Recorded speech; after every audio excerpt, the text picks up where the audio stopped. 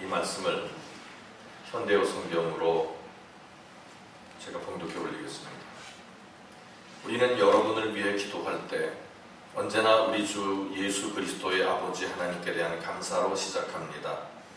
그것은 여러분이 주님을 믿는 데 그치지 않고 함께 하나님의 백성이 된 사람들을 사랑하고 있다는 소식을 들었기 때문입니다. 여러분의 이러한 믿음과 따뜻한 그 사랑은 하나님께서 여러분을 위해서 하늘에 마련해 두신 희망에서 나오는 것이 아니겠습니까? 이 희망은 여러분이 복음을 처음 전해 들었을 때 이미 들었습니다. 여러분에게 전해진 이 복음은 이제 온 세계에 퍼져나가서 어디서나 사람들의 삶을 변화시키고 있습니다.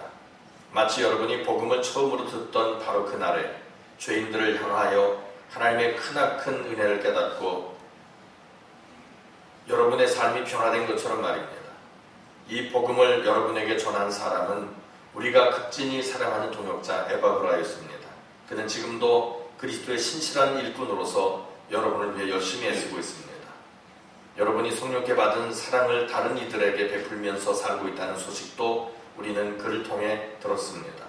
우리는 그 소식을 들은 날부터 여러분을 위해 다음과 같이 끊임없이 기도해오고 있습니다.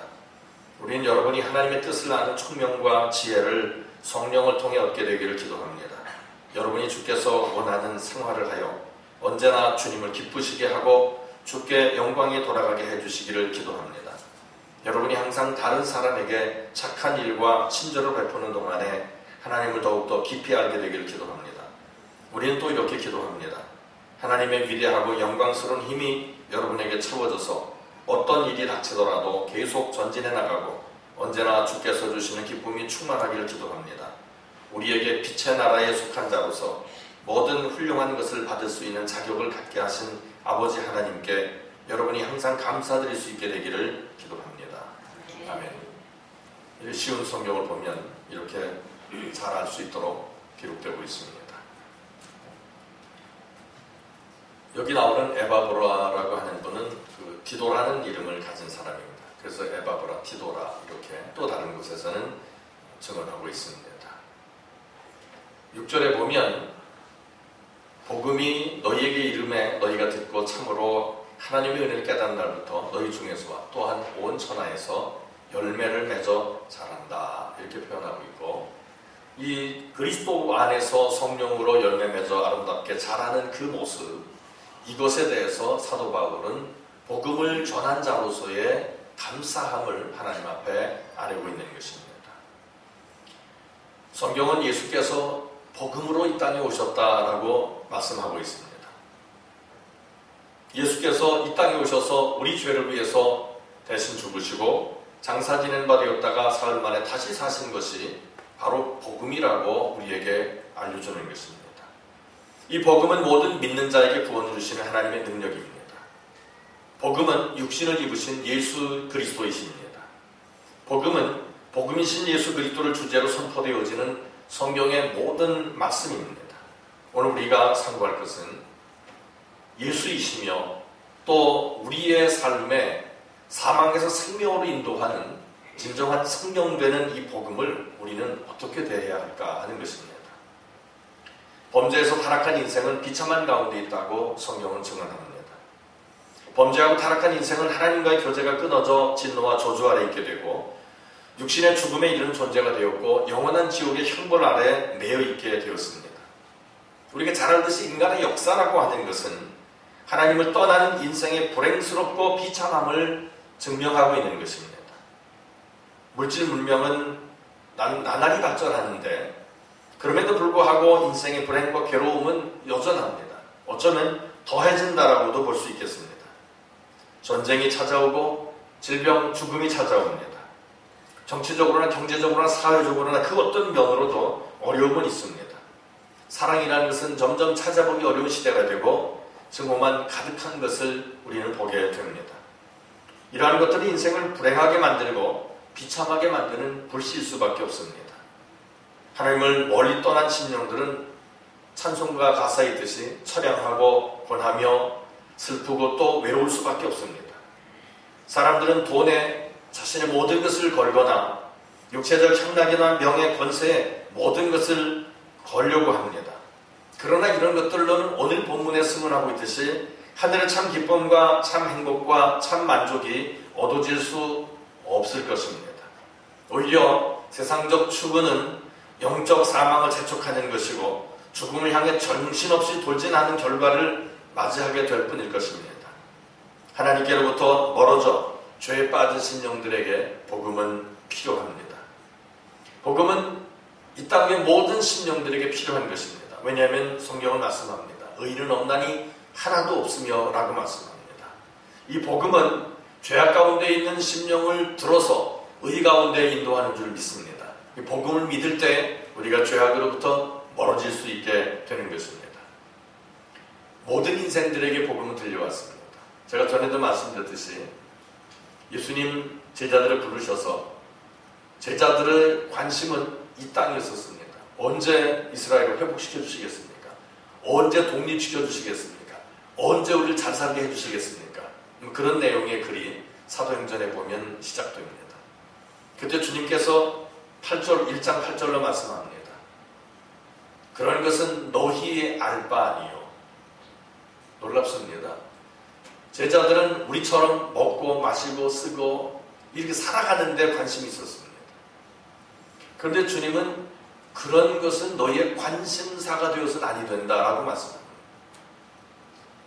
모든 것은 다 아버지께서 자기 권한에 두셨다라고 말씀합니다. 그러면서 성령이 너희에게 임하시면 너희가 권능을 얻게 될 것이고 땅끝까지의 복음을 증거하게 될 것이라고 주님의 증인이 될 것이다 라고 말씀하셨습니다. 그 중에 주님을 의심했던 그 제자가 하나 있었습니다. 도마라고 하는 제자입니다. 이 도마가 주님을 의심했다가 나중에 부활하신 주님의 그 손 그리고 옆구리 상처를 보면서 주님 앞에 엎드러지고 그가 고백한 내용이 있습니다. 주님은 나의 하나님이십니다. 도마는 예수님을 자신의 하나님으로 구원의 하나님으로 믿고 그리고 주님의 말씀대로 성령 충만받아 땅끝 세상의 지구상에서 땅끝은 한국인가 봅니다. 근데 제가 볼 때 그 연결된 대륙의 끝은 대한민국입니다. 이곳까지 도마가 복음을 전하러 왔다고 하는 흔적이 지금 아래쪽에서 발견이 된 지 몇 년 됐다고 합니다.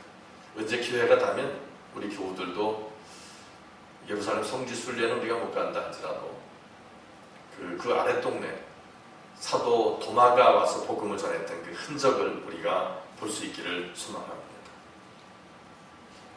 우리에게는 이제 남은 땅끝이 있습니다. 일본이라고 저는 생각합니다. 일본은 지금 복음이 전달되긴 했지만 1%도 안 됩니다. 0.몇 %라고 통계가 나와 있을 정도로 기독교가 아주 형편없습니다. 다시 말하면 사망 가운데 있다고 하는 것입니다. 다시 말하면 그 민족이 어둡다는 것입니다. 물론 우리의 행한 일들 생각하면 괘씸할 수밖에 없고 미워할 수밖에 없는 원수입니다. 그러나 주님은 원수를 사랑하라고 하셨고 그 원수들에게 복음이 전달되기를 원하신다고 하는 것을 우리가 깨닫고 일본에 대해서도 복음 전도의 사명을 감당해야 될 줄로 믿는 것입니다. 하나님의 들려주시는 복음의 말씀을 듣지 아니하면 그 누구라도 생명을 얻을 수 없습니다. 남녀노소 빈부귀천 갈 것 없이 모든 사람이 겸손히 은혜의 보좌 앞에 나아가서 복음의 말씀을 듣지 않으면 아니 되는 것입니다. 주님의 말씀을 들을 때 마음의 문을 여시고 은혜 베푸시고 믿음을 주셔서 구원을 받으며 그 구원을 풍성하게 이루면서 나아가게 하실 것입니다. 사도행전은 두아디라 성의 자주장사로서의 하나님을 공경하는 루디아라고 하는 여인을 소개하면서 주님께서 그 마음을 열어 바울의 말을 청종하게 했다, 경청하게 했다, 모든 관심을 집중하게 했다라고 증언하고 있습니다.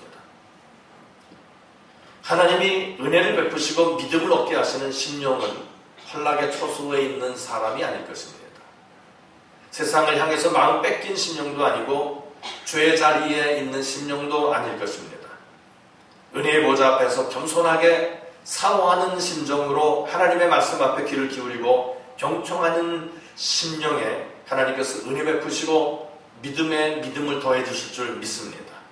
말씀을 증거하는 것이나 듣는 것이나 다 중요합니다.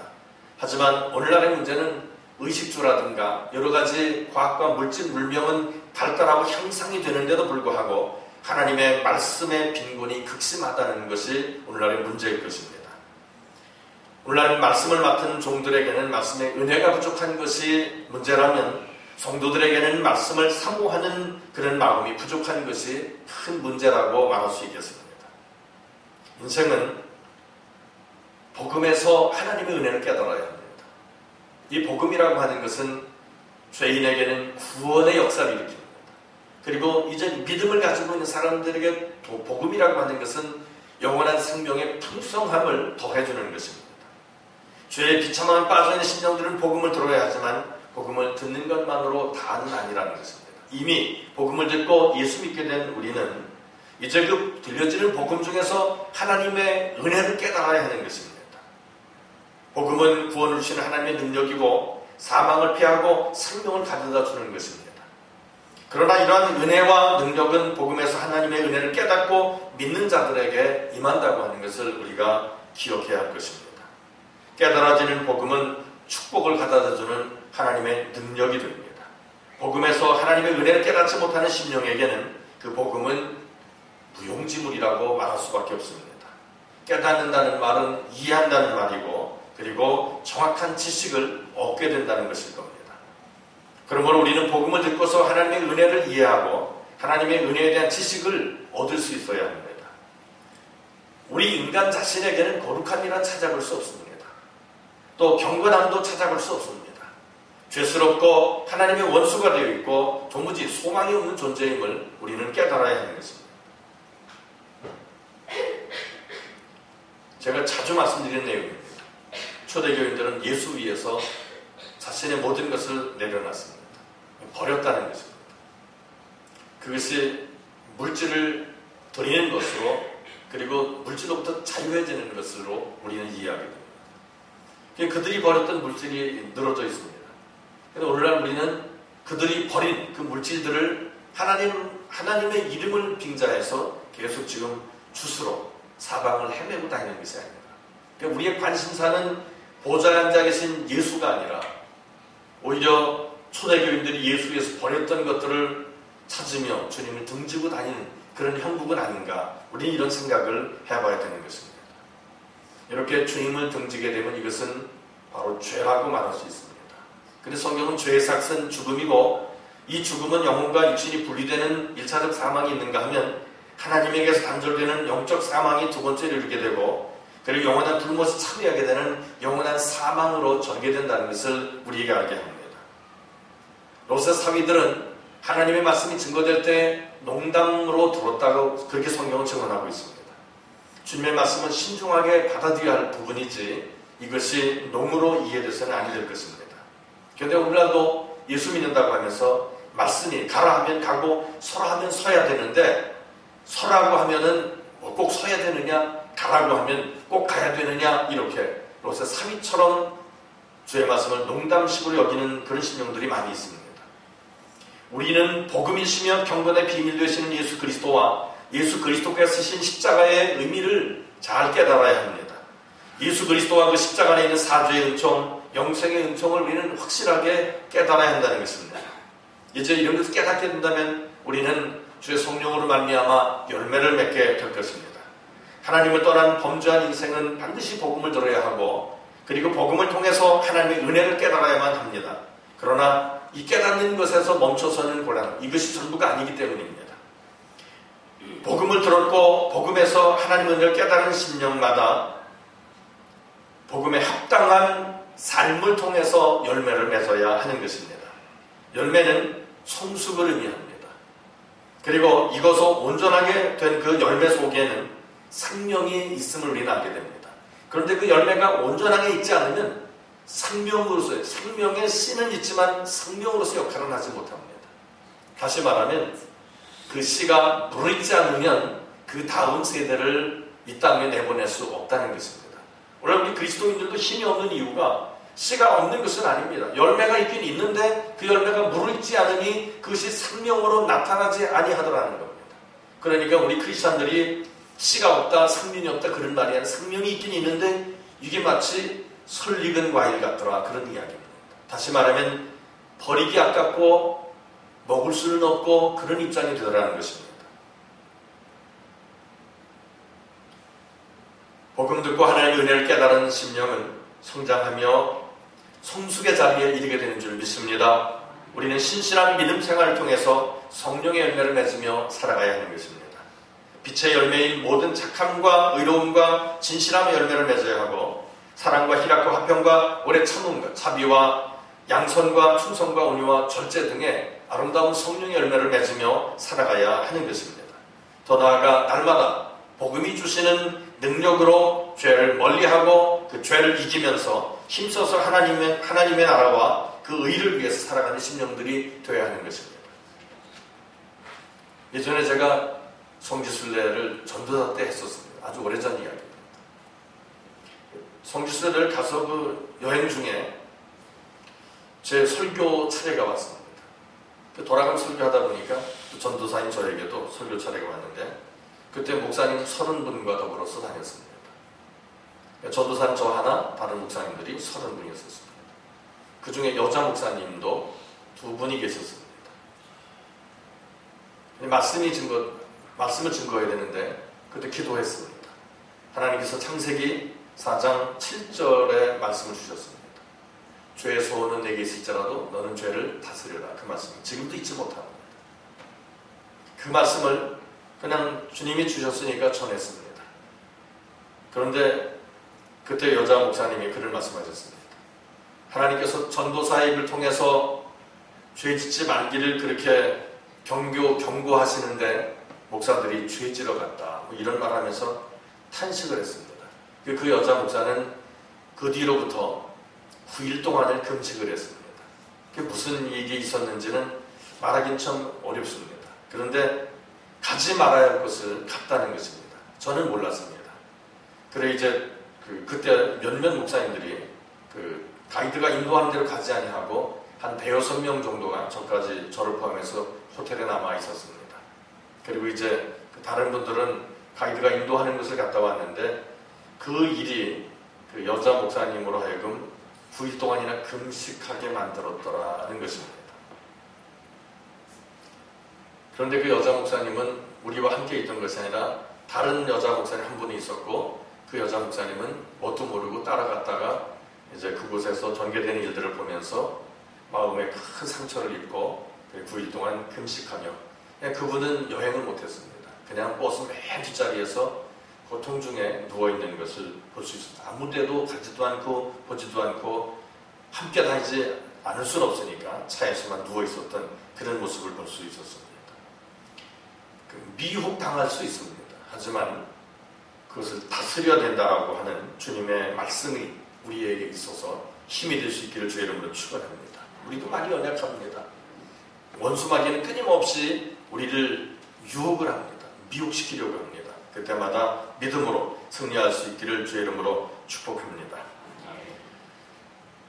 우리는 복음을 듣고 복음에서 하나님의 은혜를 깨닫고 생활에서 복음에 합당한 열매를 맺으면서 영적으로 번식하며 나가야 할 것입니다. 그러자면 우리가 온전히 익어야 합니다. 익지 않으면 번식이 불가능합니다.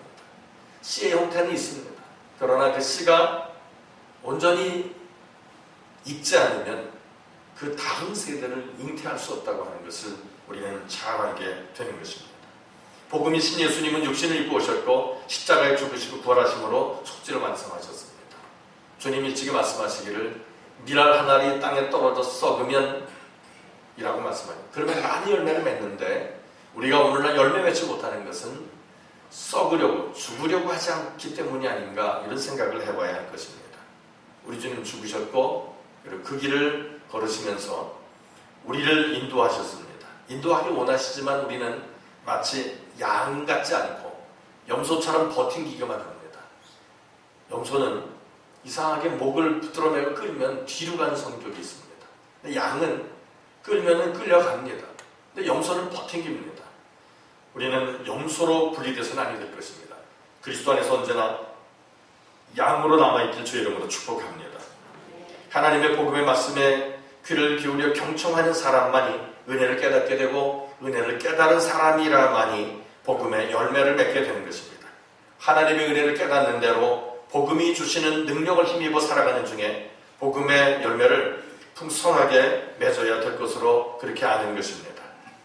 천사가 이 땅 위에 임할 때가 몇 번 있었습니다. 예수 그리스도의 이 땅에 오심을 위해서 천사가 백성들에게 임하면서 내가 너희에게 미칠 큰 기쁨의 좋은 소식을 전하러 왔다라고 말했습니다. 이렇게 복음의 기쁜 소식으로 오신 예수 그리스도는 이 땅에 오신 구원의 하나님이셨지만 십자가 위에서 죄인들의 죄짐을 짊어지시고 죄인들 대신해서 죽으셨습니다. 죽으신 후에 땅에 묻히셨다가 다시 사셨습니다. 이렇게 예수 그리스도는 죄인들을 저들의 죄에서 구원하시는 복음이 되신 것입니다. 주수길 장로라고 하는 분이 계십니다. 지금도 그분이 장로님이신지 아니면 신학을해서 목사가 되셨는지 그건 아직은 저는 잘 모르겠습니다만 그분이 지은 찬송 중에서 작사 작곡을 다 하셨습니다. 그 내용 제목은 속죄양 예수라고 하는 것입니다. 제가 아마 전에도 그 가사를 얼핏 읽어드린 적이 있을 것입니다. 그 인터넷에 찾아보니까 후렴 부분까지 그렇게 있길래 제가 한번 발췌해봤습니다. 죄인 중에 나시어 죄인 중에 살다가 죄인과 함께 못 박히신 주. 그런데 이 찬송이 굉장히 우리의 신걸 울리는 그런 내용으로 전개되고 있습니다. 잘 될지 모르겠지만 아주 오래전에 한 20년 전에 제가 즐겨 드렸던 찬송이기 때문에 될지 모르겠습니다만 제가 한번 같이 찬송해 보도록 하겠습니다.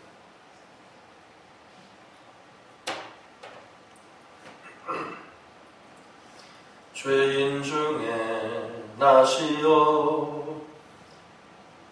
죄인 중에 살다가 죄인과 함께 못 박히신 주, 그 몸에 채찍을 맞음은 그 몸에 상처를 입음은 우리 생명을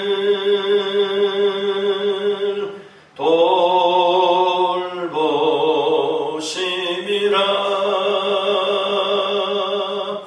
나를 구원하시려 십자가를 지셨네.